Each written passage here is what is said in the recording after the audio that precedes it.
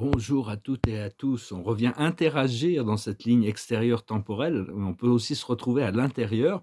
J'ai passé 24 heures à ne rien faire et j'ai pas l'intention de faire grand-chose aujourd'hui, à part peut-être un peu de peinture. Moi, j'ai dit: «Je vais venir quand même faire cette vidéo». C'est vraiment un alignement permanent. Il y a vraiment un alignement permanent qui est en train de se découvrir.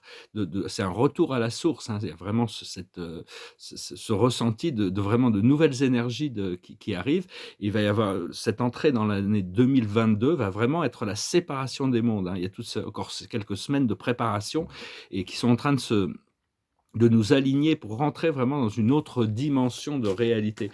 Donc, c'est vraiment là que ça se passe, hein. C'est dans la permanence de la connexion et de l'alignement, hein, ce retour à la source. Je vais discuter de 2-3 idées, mais je vais faire une lecture un peu complète, disons, un peu complète, pour voir un petit peu que ces énergies-là qui sont là, qui commencent maintenant, mais qui vont continuer pour voir un petit peu plus que cette année 2022, ça va être très, très différent, hein.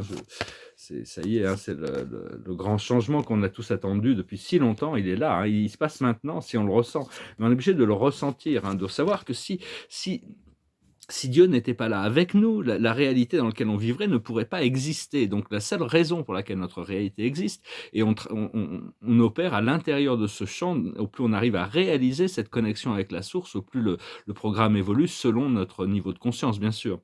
Alors, ce qui est potentiel en bélier, au début de l'année, ça va être couper du bois. C'est-à-dire, on va pouvoir se préparer, se mettre au chaud, se mettre à l'abri, hein. C'est ce qui est potentiel. C'est vraiment revenir, trouver ce confort, ce bien-être.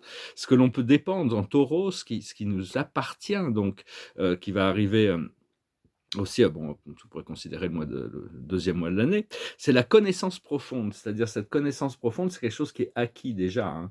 Et on la maintient, on la détient, enfin c'est quelque chose qui nous a été révélé, hein. Au plus on est clairement il faut écouter son intuition, parce que l'intuition parle à tout le monde, on a tous une intuition, bon, mais ça se passe vraiment au niveau du cœur, hein. Alors après ça, dans la 3e constellation, la 3e maison, le Gémeaux, c'est les activités mentales, les voyages courts, les amis, c'est la communication, c'est le 5e chakra et ça correspond, ça correspond au 3e mois de l'année aussi, on pourrait regarder et là, il y a vraiment des choix à faire, il va y avoir des décisions parce qu'on arrive à la fin à partir de mars, il va y avoir cette réalisation que tout ça, parce que le fait que la victoire de la lumière, elle est évidente parce que si c'est que l'obscurité est amenée dans la lumière de toute manière. C'est juste ça qui arrive, hein, dans un sens. Donc, mais la lumière s'aligne aussi. Au plus on crée son alignement à l'intérieur de nous, au plus ça crée des alignements dans les plans supérieurs également, hein, qui eux sont prêts. Ça évolue au fur et à mesure, les planètes, les individus. Même les univers. Dans notre environnement, la 4e maison, le cancer, ça correspond à l'environnement intérieur, hein, la maison, le monde intérieur. Et là, on tourne en rond encore, hein. Il y a encore des blocages à faire aujourd'hui, mais ça va être complètement débloqué, à mon sens, hein, quand on va rentrer dans cette année 2022. Je vais tirer une autre carte et c'est vraiment pour nous apprendre à se concentrer dans le ici maintenant. C'est ici maintenant que ça se passe. L'alignement, il est là. Donc c'est vraiment une question de faire cette méditation, éteindre le mental et puis, c'est juste une question d'éteindre le mental, respirer, ceux qui ont du mal à faire de la méditation, je recommande d'écouter de la musique, une musique douce, ça vous aide à vous concentrer parce que c'est vraiment sur le ressenti de la connexion avec la source qui fait qu'on se sent comblé, quoi, hein. Parce que sans Dieu, on n'est rien en réalité et avec Dieu, on est tout. Donc c'est vraiment une question c'est pas facile, hein. Moi, j'étais athée jusqu'au moment où l'idée de Dieu s'est révélée dans mon esprit dans les années 80. Il y avait plus aucun doute sur cette existence, sur cette intelligence et à partir de là, j'ai dû changer ma vie, quoi. Après ça, dans le Lion, la 5e maison, c'est les passions, la famille, le cœur. Et ici, il y a le message dans la bouteille. Donc le cœur continue d'envoyer les messages, hein, jusqu'au moment où l'alignement, la connexion se fait et il y a pas à ce moment-là, tout devient clair. Hem Parce qu'on a toutes sortes de forces invisibles qui travaillent avec nous, mais qu'on n'en est pas conscient. Alors que quand on rentre dans ce nouveau niveau d'éclairage, à chaque fois qu'on formule une pensée, on formule un désir, il y a un alignement d'énergie dans les plans supérieurs qui font qu'on peut voir, on peut savoir qui sont les esprits, les guides qui sont là et les conseils et tout est supervisé de toute manière, hein, c'est pour remplir cette mission de l'ascension.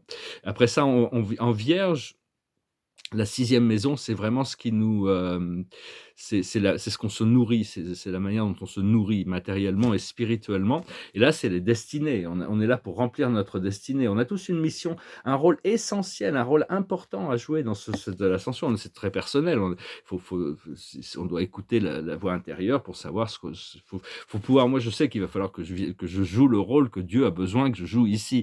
C'est pas juste, des trucs personnels, quoi. On doit tous savoir quel est le rôle que Dieu a besoin que vous fassiez pour lui dans les phases qui arrivent. Après ça, ce qui arrive au niveau en balance, c'est le monde social, le monde relationnel, cette 1re constellation collective et là, on a vraiment une nouvelle vie, hein. Ça va être bien de pouvoir retrouver une vie sociale, riche et équilibrée, pour faire des rencontres constamment. Ouais, mes projets, ça va être quelque chose de très social. Après ça, en Scorpion, c'est ce qui vient des profondeurs du subconscient, hein, et donc là, on se rapproche plutôt de la fin de l'été, hein, donc là, on a vraiment le lait et le miel. C'est-à-dire c'est le, c'est vraiment goûter aux bonnes choses de la vie, c'est savoir toutes ces choses qui nous font du bien, hein et c'est au niveau c'est ce qui remonte aussi des profondeurs du subconscient parce que tout ce qui arrive en 2020, on l'a déjà actuellement, c'est en train de germiner pour devenir plus, c'est tout. Si c'est pas là, il va falloir le trouver entre-temps, mais bon, c'est déjà les connexions, elle doit être déjà là, elle est déjà là en réalité, c'est juste que notre conscience a besoin de l'accepter et apprendre à travailler avec, vivre avec jour après jour, moment après moment pour qu'elle soit toujours en permanence, ne jamais perdre, le pouvoir des mots sacrés. Je discutais de ça aussi, c'est quelque chose qui est important, qui est puissant, que je me suis aperçu.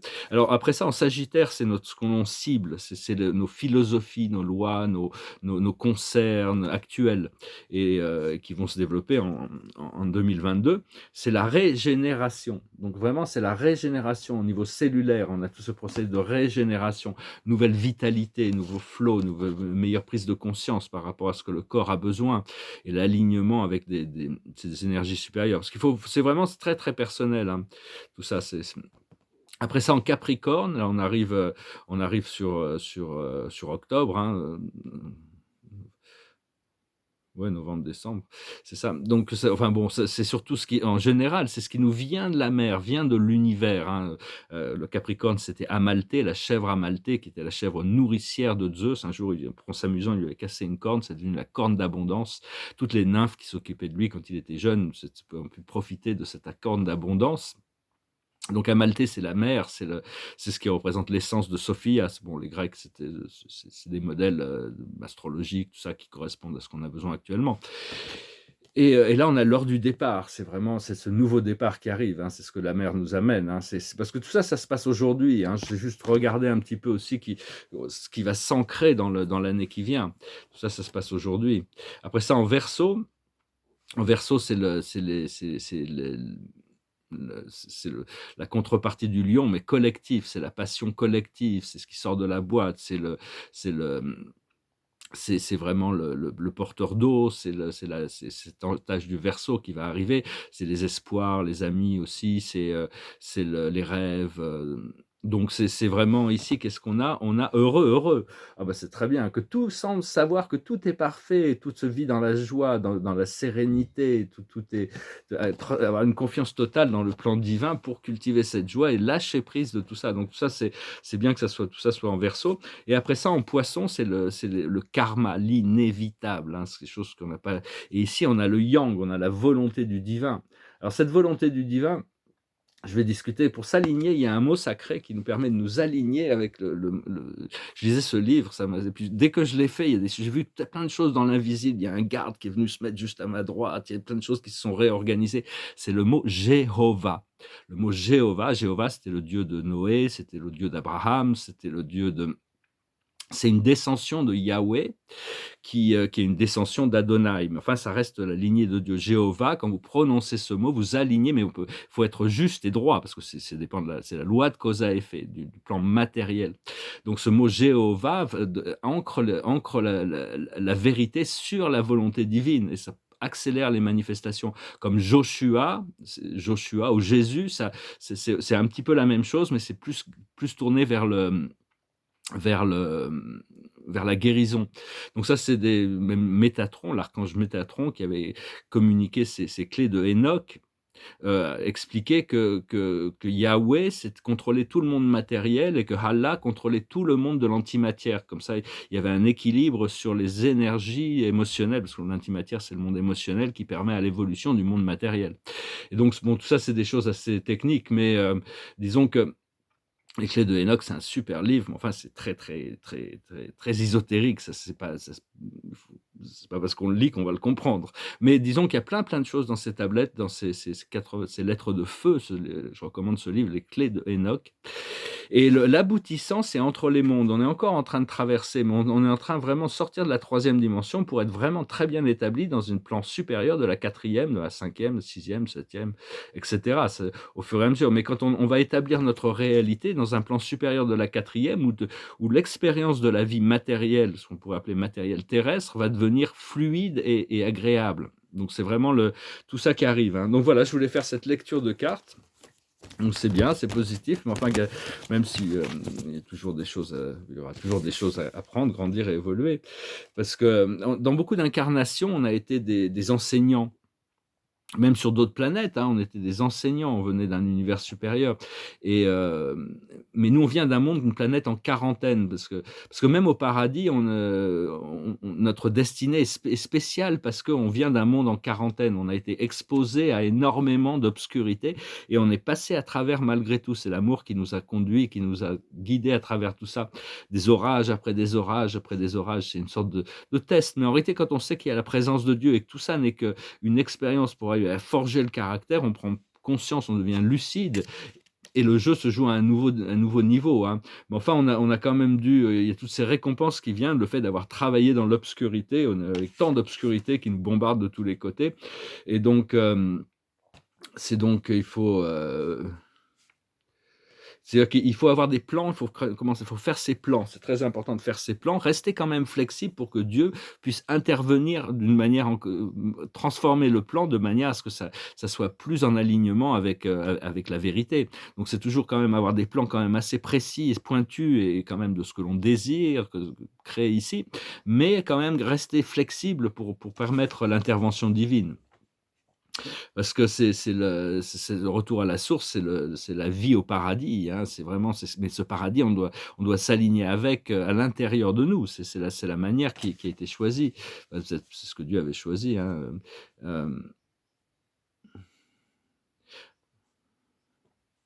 une fois qu'on y est, on n'a plus besoin de demander à Dieu quoi que ce soit, puisqu'on on y est, hein. C'est vraiment une question des fois, il y a ces ressentis qui deviennent de plus en plus forts et de plus en plus permanents, parce que tout est déjà donné, hein. Tout ce qu'on a besoin de faire, c'est se rappeler de cette connexion avec l'énergie divine à l'intérieur de nous et jusqu'au moment où on ne peut plus jamais l'oublier, hein. Savoir que Dieu est ici, dans tout et il est maintenant dans tout, hein. Et tout ce que l'on est, c'est parce que Dieu c'est les forces de la pensée de Dieu qui rend la réalité possible. Donc, c'est pas comme si Dieu avait créé une réalité, mais avait oublié d'y penser. Donc il y a cette conscience qui est toujours là en permanence, hein. C'est pas une conscience de jugement sur l'expérience, c'est une conscience d'amour et de miséricorde et de ministère pour faire évoluer les caractères. C'est apprendre à cette interdépendance profonde avec le divin. Et donc, parce que au fur et à mesure qu'on ascensionne, on commence à prendre conscience qu'on a accès à un nombre incalculable de différentes fréquences et de dimensions et de réalités et de personnel, impersonnel, super personnel, enfin pas trop super personnel, mais, et et quand on a des questions, des choses profondes, des décisions à prendre, il vaut mieux se tourner vers Dieu, tourner vers la source, tourner vers le monde ou vers des êtres de lumière, hein, pour recevoir l'information, qu'aller chercher l'information chez les autres humains, quoi, hein. Parce que toute la méditation commence toujours par un état d'agitation avec une concerne, un problème, un stress et ça doit amener à la sérénité, ça nous ramène à la sérénité, ça nous ramène à l'immobilité, à la paix et la joie, hein. Hem Et on peut au plus on se tourne vers la source pour toute chose, hein, au plus les choses se résolvent vite mais il faut apprendre à être très égoïste, à s'aimer soi-même. C'est vraiment la clé, hein. Il faut vraiment commencer par l'amour qu'on peut avoir pour soi-même et parce qu'il y a la actuellement, il y a des êtres de lumière, des nouveaux êtres de lumière, enfin des nouveaux, ils sont pas nouveaux, mais ils nous sont nouveaux sur la terre, hein, donc faut se préparer pour 2022, hein, parce qu'il y a i c'est vraiment il y a l'évolution du moi intérieur et puis il y a le miroir, hein, c'est prendre conscience de tout ça. Donc ça, c'est en train de se et tout ça, ça se passe à l'intérieur de là, c'est la loi de l'un, la loi de l'amour, la loi de le qui conditionne le procédé d'évolution. Donc voilà, je venais vous saluer aujourd'hui. Je me suis dit: «Je vais faire une petite vidéo quand même», les tableaux, je les regardais, hein. Celui-là, bon, il est fini. C'est sur le grand univers, mais c'est au-delà du grand univers. C'est-à-dire que, bon, il y a eu l'époque où il y avait que le paradis et l'univers central et puis un jour, les mécanismes de l'espace se sont activés. Il y a des galaxies qui se sont créées au-delà de l'univers central mais ce tableau représente quand le temps et l'espace sera complètement finis. Il sera complètement fini et il y aura l'ouverture de galaxies et de réalités transcendantales, mais il n'y a que Dieu qui sait en réalité qu'est-ce que sera les réalités de l'univers dans le premier niveau transcendantal après la résolution de tout le temps, les espaces et tous les êtres du cosmos qui ont réalisé le suprême. À partir de là, un nouveau niveau va s'ouvrir. Personne, même dans le monde spirituel, Dieu, personne ne sait vraiment. Il n'y a que les architectes, mais ils n'en parleront pas tant que c'est pas le moment. Et donc, ceux qui organisent tout ça au paradis. Et donc c'est vraiment ça va vraiment être bon, le temps et l'espace, on va encore y être pendant un bout de temps parce que bon, mais il arrive à sa fin quand même, il arrive à son développement, c'est-à-dire ça fait quand même 24 000 milliards d'années que ça dure, ce qui est très court d'un point de vue cosmique. 24 000 milliards d'années, ouais, pas 13 milliards d'années, mais le cosmos qui est tout bébé en réalité, parce que ça va devenir quelque chose de tellement énorme pour le moment. On voit ce qu'on voit à travers nos télescopes, tous ces milliards de galaxies, c'est le premier niveau d'espace extérieur. Et après, il y en a 3 autres qui deviennent de plus en plus vastes et ça s'étend de plus en plus loin en relation avec le paradis, comme dans ce tableau le montre. Voilà, donc je vais faire un petit peu de cosmologie. Ici, c'est une toile, je la regardais, elle est profonde. Il y a vraiment, bon, c'est sur le super univers. Il y a 7 super univers. Nous, on fait partie du 7e super univers. Notre planète, elle fait, disons que chaque petit point ici représente 10 000 constellations. C'est-à-dire, donc c'est grand quand même. Constellation 100 fois 100 fois 1000, 100 000, pardon, 100 000 constellations. Et donc voilà, c'est grand hein, quand même, ça représente 10 000 univers locaux. Et le super univers avec les 10 secteurs majeurs. Mais je regarde, il est profond. Il m'avait un peu hypnotisé l'autre jour, je regardais hier. Ici, c'est une toile, je ne sais pas encore comment je vais la finir. C'est un poème de Charles Dickens, le début d'un livre de Charles Dickens qui parle du contraste d'une époque complètement folle dans laquelle on vit. Ça, je ne sais pas si j'ai déjà montré ça. C'est une autre étude du super univers qui se prépare. Et puis, il y a cette toile de Baudelaire je l'ai regardée, elle est belle, elle est complètement finie.